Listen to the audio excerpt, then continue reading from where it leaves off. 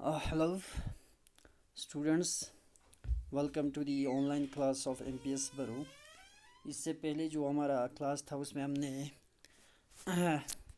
Forest loss and it's effects on the forest developers कि किस तरह जो फॉरेस्ट कानून बने थे उन कानून का फॉरेस्ट के अंदर रहने वाले लोगों पे क्या असर पड़ा, इसके बारे में हमने पढ़ा।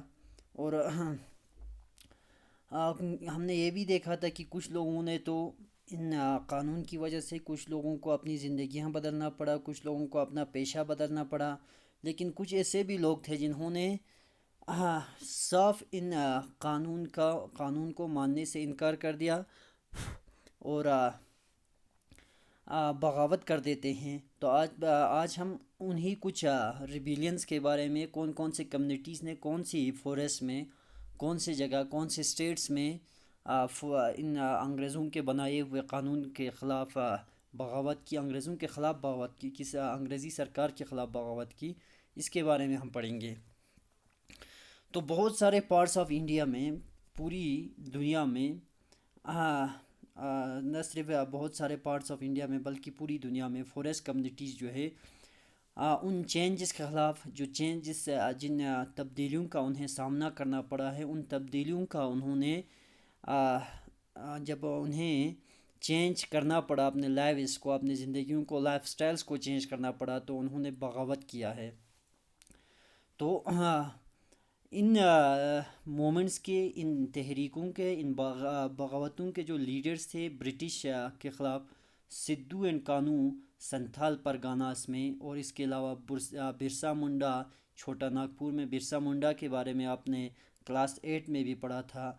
और एक और इनका लीडर था अल्लूरी सीतारामा राजू, आंध्र प्रदेश में। आज भी ये ट्राइबल लोग जो है, फॉरेस्ट डिवेलपर्स है, आज भी इन लीडर्स को अपने गानों के ज़रिए, गीतों के ज़रिए आज भी उनको याद रखते हैं। तो आज हम डिस्कस करेंगे डिटेल में ऐसा ही एक बगावत के बारे में जो बास्तर इलाके में हुआ है 1910 में। तो अगर अब बास्तर की बात करेंगे, ये छत्तीसगढ़ के साउदर्न पार्ट में पड़ते हैं और इसका बॉर्डर शेयर करते हैं। बास्तर का जो एरिया है आंध्र प्रदेश के साथ, उड़ीसा के साथ और महाराष्ट्र के साथ ये बॉर्डर शेयर करता है। और अगर सेंट्रल पार्ट ऑफ बास्तर की बात करेंगे तो ये एक प्लेट्यू पे है। तो इस प्लेट्यू के नॉर्थ में छत्तीसगढ़ के जो मैदान है और इसके साउथ में गोदावरी दरिया के मैदान है। रिवर इंद्रावती जो है ये बास्तर के ईस्ट से वेस्ट की तरफ निकलते हैं। और इसके अलावा बहुत सारे कम्युनिटीज़ जो है, नंबर ऑफ़ डिफरेंट कम्युनिटीज़ जो है वो बास्तर में रहते हैं, जैसे कि मारिया हो गया, मूरिया गौंड्स हो गया, दुर्वास हो गया, बातरास हो गया, हलबास हो गया। ये सारे ऐसे कम्युनिटीज़ हैं जो इस इलाके में रहते हैं।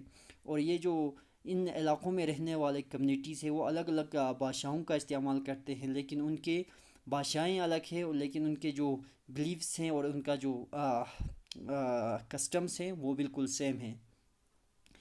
तो बास्तर के लोगों का मानना है कि जो विलेज है, ये ये जो लैंड है, ये जो लैंड या जो विलेज जो है उन्हें अर्थ ने दिया है, इस धरती माँ की देन है। और इसके एवज़ वो लोग क्या करते हैं कि इसकी सही से देखभाल करते हैं। कुछ देखभाल किस तरह करते हैं कि वो कुछ ऑफरिंग्स करते हैं। जब भी एग्रीकल्चरल फेस्टिवल्स होते हैं तो वो कुछ ऑफ़र करते हैं, अपनी तरफ से कुछ नजराना पेश करते हैं इस धरती माँ को। तो उनका मानना है, उनकी ये बिलीफ है कि ये ज़मीन जो है किसी सरकार की, किसी आदमी का दिया हुआ नहीं, बल्कि ये धरती माँ की हमारे लिए एक देन है। और इसके एवज़ जो धरती माँ ने हमें जो गाँव दिया है, जो ज़मीन दिया है, उसके एवज़ हम उन्हें कुछ नजराना पेश करते हैं। और हर एग्रीकल्चरल फेस्टिवल पे वो ये ऑफरिंग्स पेश करते हैं। तो इसके अलावा, अर्थ के अलावा, वो अपनी इज़्ज़त पेश करते हैं, रेस्पेक्ट करते हैं रिवर्स को, फॉरेस्ट का भी और माउंटेन्स का भी। क्योंकि हर एक विलेज जो है, हर एक विलेज को पता होता है कि उनके हद कहाँ तक है, उनकी बाउंड्री कहाँ तक है। जो लोकल लोग जो होते हैं, अपने बाउंड्री के अंदर जितने भी नेचुरल रिसोर्सेज होते हैं, उन नेचुरल रिसोर्स का बड़ी अच्छे तरीके से वो ख्याल रखते हैं।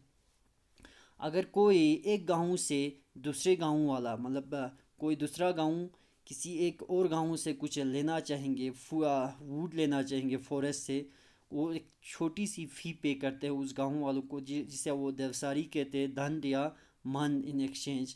سم ولیج جو ہے وہ اپنے فورسٹ کو بچاتے ہیں واچ مینس رکھ کر، اور ہر ایک ہاؤس ہولڈ جو ہے اس واچ مین کی جو ڈیوٹی ہوتی ہے، اس کا جو فرض ہوتا ہے، اور فرض جب وہ واچ مین وہ رکھتے ہیں اپنے گاؤں کو بچانے کے لیے، تو ہر ایک اس گاؤں کے اندر جو ہر ایک گھرانہ ہوتا ہے وہ اس واچ مین کو اس کی فی کے لیے، اس کی تنخواہ کے لیے تھوڑی بہت انہیں پیسہ دے دیتے ہیں یا اناج دے دیتے ہیں۔ تو ہر سال جو ہے ایک بہت بڑی وہاں پر ایک بگ ہنٹ ہوتے ہیں، ایک بہت بڑی فیسٹیول ہوتی ہے جہاں پر گاؤں کا جو مکھیا ہوتا ہے، پرگانہ جسے ہیڈ پرگانہ میٹ، ان کی ایک ڈسکشنز ہوتی ہے، تمام گاؤں کی جو کلسٹر آف ولیج ہوتے ہیں پرگانہ، بہت سارے گاؤں کے گروپس کو وہ پرگانہ کہتے ہیں، اور اس سمے وہ اپنے گاؤں سے متعلق، اپنے علاقے سے متعلق جو بھی سمسیائیں ہوتی ہیں، جو بھی ایشوز ہوتی ہے، فورسٹ بھی اس میں شامل ہوتے ہیں، ان سب پہ وہ لوگ ڈسکس کرتے ہیں، ان ایشوز کو، ان مدعوں پر وہ بحث کرتے ہیں۔ تو یہ جو ریبیلین ہے باستر علاقے میں شروع ہوا ہے، تو فیئرس آف دا پیپل یعنی ان باستر کے اندر رہنے والے کمیونٹیز کو ہم نے دیکھا کہ الگ الگ قسم کی کمیونٹیز وہاں رہتے تھے، ان کمیونٹیز کو کس قسم کا ڈر تھا۔ تو جب کلونیل گورنمنٹ نے یہ فیصلہ کیا، قانون بنا ڈالا کہ ہم فورسٹ کو 3 کیٹیگریز میں ڈیوائڈ کر دیں گے، ریزروڈ، پروٹیکٹڈ اور اوپن فورسٹ یا ولیج فورسٹ۔ تو جب اس 3 کیٹیگریز میں فورسٹ کو ڈیوائڈ کر دیا 1905 میں، اور شفٹنگ کلٹیویشن پر بین لگا دیا، ہنٹنگ پر بین لگا دیا، اور اسی طرح فورسٹ سے جو فورسٹ پروڈکٹس تھے ان کو بھی کلیکٹ کرنے پر بھی بین لگا دیا۔ تو باستر کے لوگ جو ہے کافی فکر مند ہو جاتے ہیں جب یہ قانون لاگو ہو جاتی ہے، جب یہ قانون نافذ ہو جاتی ہے۔ کچھ گاؤں والوں کو وہاں پر رہنے کی اجازت دیا گیا ریزروڈ فورسٹ میں، لیکن اس شرط پر کہ وہ لوگ فورسٹ ڈپارٹمنٹ کے لیے مفت میں کام کرے گا، فورسٹ ڈپارٹمنٹ کا مدد کرے گا درختوں کو کاٹنے میں، درختوں کو کاٹے ہوئے درختوں کو ایک جگہ سے دوسری جگہ لے جانے میں، اور اس کے علاوہ فورسٹ کو فائر سے بچانے میں بھی مدد کریں گے۔ ان شرطوں پر کچھ ولیجز کو، کچھ کمیونٹیز کو فورسٹ میں ہی رہنے دیا، لیکن شرطیں آپ کو پتہ چل گئی کہ کن کن شرطوں پر ان کو وہاں پر ٹھہرنے کی اجازت دی۔ اور باقی جو لوگ تھے جن کو وہاں پر بٹھایا گیا، جن کو وہاں پر رکھا گیا، بیٹھنے کی اجازت دیا گیا ان شرطوں پر، ان کو بعد میں نام دیا گیا فورسٹ ولیجز۔ اور باقی جو دوسرے ولیجز کے لوگ تھے جن کو وہاں پرمیشن نہیں ملا، جن کو بیٹھنے نہیں دیا گیا، ان کو ڈسپلیس کر دیا گیا، وہاں سے ہٹا دیا گیا، اور بنا کوئی نوٹس کے اور کمپنسیشن کے، یعنی انہیں کبھی بھی یہ نہیں کہا گیا، کوئی نوٹس نہیں دیا گیا کہ آپ کو 1 مہینے کے اندر خالی کرنا ہے، یا 15 دنوں کا ان کو یہ سمے دے گا کہ آپ کو یہاں جگہ چھوڑنا ہے، ایسا کچھ بھی نوٹس نہیں دیا گیا، اور نہ ہی ان کو کمپنسیشن دیا گیا۔ کمپنسیشن کا مطلب ہوتا ہے معاوضہ دیا گیا، بدلہ، کچھ اس کے عوض انہیں کچھ بھی نہیں ملا، یعنی وہاں سے ان کو بنا کہے، بنا معاوضے کے ہٹا دیا گیا۔ تو بہت لمبے سمے سے یہ جو ولیجرز ہے وہ لینڈ رنٹس کے بڑھنے کی وجہ سے انہیں بہت زیادہ مصیبتوں کا سامنا کرنا پڑ رہا تھا، اور کلونیل آفیشلز جو انگریزی کرمچاری تھے وہ فری لیبر ڈیمانڈ کر رہا تھا، اس کے علاوہ فری گڈس ڈیمانڈ کر رہا تھا، اس وجہ سے بھی وہ بہت زیادہ مصیبتوں کا سامنا کر رہا تھا پہلے سے ہی۔ اس کے بعد بہت ہی خوفناک قحط سالی کا سامنا کرنا پڑتا ہے ان فورسٹ ڈویلرز کو 1899 میں اور 1900 میں، اور اس کے بعد 1907 سے 1908 تک۔ تو اس طرح کے بہت زیادہ مصیبتوں کا وہ پہلے سے ہی سامنا کر رہا تھا۔ تو بعد میں جب ان ریزرویشنز کو، ان قانون کو بنا ڈالا، تو یہ قانونز نے کیا کر دیا کہ زخم پر نمک چھڑکنے کا کام کر دیا۔ Prove it to be reservations, prove it to be the last straw, کہنے کا مطلب ہے کہ آپ کے مصیبت میں اور اضافہ کر دینا، پہلے سے ہی جو مصیبت تھا اس میں اور ایڈیشن کر دینا، اور اضافہ کر دینا۔ اب لوگ ہر جگہ جمع ہونے لگے اور ان ایشوز کو اپنے ولیج کاؤنسلس میں ان مسئلوں پر وہ لوگ بحث کرنے لگا، بازارس میں، فیسٹیولس میں، یا وہ جہاں کہیں بھی ہیڈ مین اور جو گاؤں کے مکھیا ہوتے تھے، جہاں کہیں بھی وہ لوگ جمع ہو جاتے تھے، بس انہی ایشوز پر، چاہے وہ کامن پیپل ہو، چاہے وہ ولیج ہیڈمنس ہو، جہاں بھی لوگ جمع ہو جاتے تھے وہ لوگ انہی سمسیاؤں پہ وہ بحث کرتا تھا، انہی پہ بات چیت چلتی تھی ان کے. تو یہ جو انیشیٹو ہے، انیشیٹو کا مطلب ہے پہل کرنا، کسی کام میں پہل کرنا، یعنی پہلا سٹیپ لینا، کو اقدام سب سے پہلے لینے کو ہم انیشیٹو کہتے ہیں. درواس آف کانگر فورسٹ، کانگر فورسٹ کے درواس نے یہ انیشیٹو لیا ہے، جہاں پر ریزرویشن سب سے پہلے ہوا تھا. تو وہاں ان کی کوئی سنگل لیڈر نہیں تھا، اس مومنٹ کا، اس ریبیلین کا، اس بغاوت کا کوئی بھی سنگل لیڈر نہیں تھا، لیکن بہت سارے لوگ جو ہے ایک شخص کے بارے میں بات کرتے ہیں جس کا نام ہے گندا دور. تو اس کا تعلق جو ہے گاؤں نیتھانار سے تھا، اور وہ اس موومنٹ میں ایک اہم فگر تھا، ایک امپورٹنٹ فگر تھا. 1910 میں جو مینگو بفس ہے، کہتے ہیں کہ مینگو ٹریز کے جو برانچز ہیں، اس کے علاوہ ارتھ کے جو لمپ آف ارتھ ہے، یا چلیز ہو گیا، ایروز ہو گیا، یہ سارے جو ہے ایک گاؤں سے دوسرے گاؤں پہنچایا جا رہا تھا. یعنی کہنے کا مطلب ہے کہ یہ جو الگ الگ آئٹمس ہے، چاہے وہ لمپ آف ارتھ ہو، یا بف آف مینگو ٹری ہو، اس کے علاوہ چلیز ہو، یا ایروز ہو، یہ ساری چیزیں جو ہے ایک سمبل تھا ریبیلین کا، بغاوت کا ایک نشانی تھا. وہ ایک گاؤں سے دوسرے گاؤں پہنچ رہا تھا. یعنی جب بھی یہ سمبلس، چاہے آپ کے گاؤں بف آف یہ مینگو ٹری پہنچے یا ایرو پہنچے، آپ کو پتہ چل جاتا تھا کہ بغاوت کی تیاری ہو رہا ہے، ایک ریبیلین کی تیاری ہو رہا ہے. تو یہ ایک میسیجز تھے ان ولیجرز کو، ان کو انوائٹ کر رہا تھا انگریزوں کے خلاف ریبیل کرنے کے لیے، انگریزوں کے خلاف بغاوت کرنے کے لیے. ہر ولیج جو ہے اس ریبیلین ایکسپنس کو، یعنی بغاوت میں جتنا خرچہ ہوا ہے، اس خرچے میں تھوڑی بہت ہر گاؤں نے جو ہے کنٹریبیوٹ کیا ہے. بازاروں کو لوٹا گیا ہے، جو کرمچاریوں کے اور جو ٹریڈرز تھے ان کے گھروں کو لوٹا گیا ہے. تو اس کے علاوہ سکولز اور پولیس سٹیشنز جو ہے ان کو جلایا گیا ہے، ان کو لوٹا گیا ہے. اور وہاں جو ہوڈڈ گرینز تھے، یعنی ذخیرہ کیے ہوئے جو اناج تھے، ان کو لوگوں میں بانٹ دیا گیا ہے. اور زیادہ تر جن لوگوں پہ حملہ کیا ہے ان فورسٹ ڈیولرز نے، وہ کلونیل سٹیٹ سے کہیں نہ کہیں ان کا جو رشتہ ہے وہ کلونیل سٹیٹ سے تھا، اور ان کے اوپریسو لاز سے تھا. تو جس کسی کو بھی وہ، چاہے وہ لوکل ہو یا نان لوکل ہو، جس کسی کو بھی وہ انگریزی سرکار کے ساتھ جڑا ہوا پاتا تھا، ان پر یہ فورسٹ ڈیولرز جو ہے یا فورسٹ ولیجرز جو ہوتے ہیں وہ حملہ کر دیتا تھا. ولیم وارڈ ایک مشنری تھا، وہ یہاں پر ایک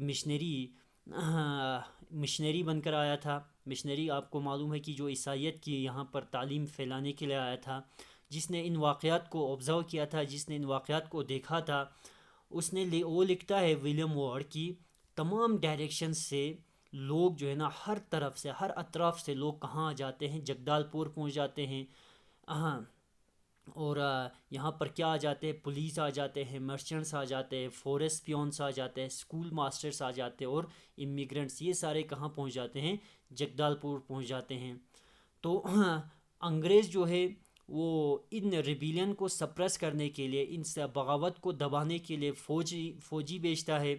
جو آدیواسی لیڈرز جو ہے انہوں نے بات چیت کرنے کی کوشش کیا، لیکن ان انگریزوں نے ان کے کیمپس کو سراؤنڈ کیا، ان کے کیمپس کو گھیرے میں لے لیا، اور ان پہ گولی چلایا ہے. اور اس کے بعد وہ لوگ ہر ایک گاؤں سے دوسرے گاؤں، جہاں بھی جن لوگوں نے بھی بغاوت کیا تھا، وہاں ان گاؤں پہنچے ہیں یہ انگریزی فوج. ان لوگوں کو وہاں پر فلاگنگ کیا ہے. فلاگنگ کرنا مطلب کوڑے مارنا. اور اس کے علاوہ جس کسی نے بھی اس بغاوت میں حصہ لیا ان کو سزا دیا ہے. بہت سارے ولیجز جو ہے وہ بعد میں کیا ہو جاتے ہیں، وہ ڈیزرٹڈ، یعنی بہت سارے ولیج جو ہے سنسان پڑ جاتے ہیں، خالی ہو جاتا ہے. ڈیزرٹڈ مطلب یہاں پر سنسان ہو جانا، خالی ہو جانا بالکل. وہاں کوئی رہنے والا نہیں رہتے، کیونکہ کوئی بھی رہنے والا نہیں ہوتا ہے، کیونکہ بہت سارے لوگ جو ہے اپنے گاؤں چھوڑ کر جنگلوں میں بھاگ جاتے ہیں. تو تقریباً 3 سال تقریباً 3 مہینے لگ جاتے ہیں فروری سے مئی تک انگریزوں کو دوبارہ سے کنٹرول کرنے میں. تو لیکن کہتے ہیں کہ وہ لوگ کبھی بھی گندا دور کو پکڑ نہیں پایا. گندا دور جو ایک امپورٹنٹ فگر تھا, جو لوگ اس کے بارے میں بولتے ہیں کہ کوئی سینٹرل ہم نے کہا کہ کوئی لیڈر نہیں تھا, لیکن لوگ گندا دور کے بارے میں بولتے ہیں, لیکن گندا دور کو وہ نہیں پکڑ پاتے ہیں. تو ایک بہت بڑی جیت ہوتی ہے ریبلز کا, کیونکہ جو ریزرویشن تھا اس پہ کام جو ہے ٹیمپریریلی یعنی ٹیمپریری وہاں سسپینڈ ہو جاتے, ریزرویشن پہ کام بند ہو جاتے. اور جو ایریا پہلے ریزرویٹ کرنے کے لیے, یعنی جس ایریا کو پہلے انگریزوں نے چنا تھا ریزرویٹ فوریسٹ میں رکھنے کے لیے, اس ایریا کو کم کیا جاتا ہے. اور 1910 سے پہلے جتنا ایریا چنا تھا اس کا بالکل آدھا ہو جاتے ہیں, یعنی انگریز جو ہے اب کم ایریا کو ریزرویٹ فوریسٹ میں ڈال دیتے ہیں, کیونکہ یہ ایک بہت بڑی جیت تھی ان باغیوں کا مطلب ان فوریسٹ ڈیولرز کا ایک بہت بڑی جیت یہی تھا کہ پہلے تو ایک ٹیمپریریلی وہاں پر کام کرنا جو ہے انگریز بند کر دیتے ہیں, اور دوسرا جو ہے ریزروڈ ایریا جو پہلے انہوں نے نشاندہی کی تھی, جو پہلے انہوں نے جتنا ایریا ریزروڈ فوریسٹ کے لیے چنا تھا اس میں بھی کمی لا کر 50% ہی رکھ دیتا. یہ ایک بہت بڑی جیت تھی ان باغیوں کا. اور یہ جو سٹوری ہے فوریسٹ کا اور پیپل آف باستر کا یہاں پر ختم نہیں ہوتا ہے. تو انڈیپینڈنس کے بعد بھی یہ آزادی کے بعد بھی لوگوں کو جنگل سے دور رکھنا اور اس کے علاوہ انڈسٹریل یوز کے لیے فوریسٹ کو ریزرو کرنا یہ جاری رہا ہے. 1970s میں ورلڈ بینک نے پروپوز کیا ہے کہ 4600 ہیکٹرز آف نیچرل سال فوریسٹ جو ہے تقریباً 4600 ہیکٹرز جو نیچرل سال فوریسٹ اس کو ریپلیس کر کے وہاں پر ٹراپیکل پائن فوریسٹ یا ٹراپیکل پائن ٹریز اگائے جائیں گے, تاکہ پیپر انڈسٹری کے لیے پلپ مل سکے. پیپر انڈسٹری میں یہی پلپ سے ہی پیپر بنتے ہیں. تو یہ صرف بعد میں پروٹیسٹ کرنے کے بعد لوکل جو انوائرمنٹلسٹ تھے, ماہرین ماحولیات جو تھے, ان کے پروٹیسٹ کرنے پر ہی یہ جو پروجیکٹ ہے اس کو بند کر دیا تھا. ادروائز اتنے سارے جو سال فوریسٹ جو ہے اس کو ریپلیس کر کے پائن ٹریز اگانے کا ایک پروپوزل آیا تھا ورلڈ بینک کی طرف سے. تو اب ہم نیکسٹ ہمارا جو کلاس ہوگا وہ ایشیا کے ہی ایک اور علاقے انڈونیشیا کی طرف چلیں گے. ابھی تک جو ہم چھتیس گڑھ میں باستر علاقے کے بارے میں بات کر رہا تھا کہ یہ بغاوت جو ہے باستر علاقے میں شروع ہوتا ہے. یہ ہم میپ کے ذریعے بھی آپ کو سمجھاتے ہیں کہ یہ میپ ہے جہاں پر یہ بغاوت شروع ہوا تھا. یہاں پر آپ کو ریڈ جو سرکل میں کانگر علاقہ جو دکھ رہا ہے, یہاں اس کے اوپر جو ہے جگدال پور, اور اس کے علاوہ یہاں پر آپ کا باستر, دنتے واڑہ, یہ سارا جو ہے نا سب سے پہلا بغاوت شروع ہوا تھا کانگر سے. اس کے بعد یہ پورا بغاوت جو ہے انہی علاقوں میں پھیل جاتے ہیں.